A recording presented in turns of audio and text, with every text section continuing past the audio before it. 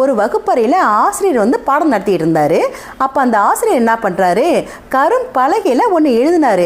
என்ன எழுதினாருன்னா, 1 போட்டு 3 சைஃபர் போட்டு இது எவ்வளவு அப்படின்னு சொல்லிட்டு அந்த கிளாஸ்லேயே யார் சொல் பேச்சுன்னு கேட்காத ஒரு மாணவனை எழுப்பி இது எவ்வளவு அப்படின்னு சொல்லி கேட்டார்.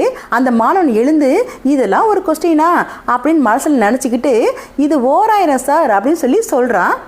இப்போ அந்த ஆசிரியர் என்ன பண்ணுறாரு, அந்த 1000க்கு பக்கத்தில் ஒரு சைஃபர் சேர்த்து இப்போ எவ்வளவு அப்படின்னு சொல்லி கேட்டார். அதுக்கு அந்த மாணவன் சொன்னான், இப்போ 10,000 சார் இது அப்படின்னு சொல்லி சொன்னான்.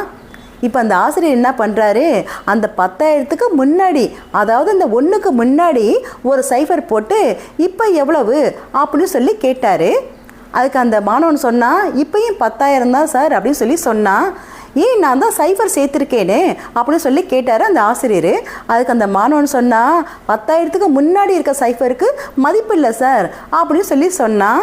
இப்போ அந்த ஆசிரியர் சொல்கிறாரு, அதாவது மதிப்புடைய எண்ணு கூட மதிப்பில்லாத எண்ணு கூட பின்தொடரும் போது தான் அதுக்கு மதிப்பு அதிகரிக்குது. அதே வந்து மதிப்புடைய எண்ணுக்கு முன்னாடி செல்லணும்னு நினைக்கும்போது மதிப்பில்லாத எண்ணோட மதிப்பு குறையுது.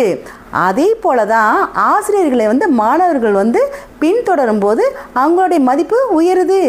இதே வந்து ஆசிரியர்களுக்கு மின் செல்லணும்னு நினைக்கும்போது அவங்களுடைய மதிப்பு இதே போல தான் அப்படின்னு சொல்லிட்டு, இது வந்து ஆசிரியர்களுக்கும் மாணவர்களுக்கு மட்டும் இல்லை, இது வாழ்க்கைக்கும் பொருந்தும் அப்படின்னு சொன்னார் அந்த ஆசிரியர்.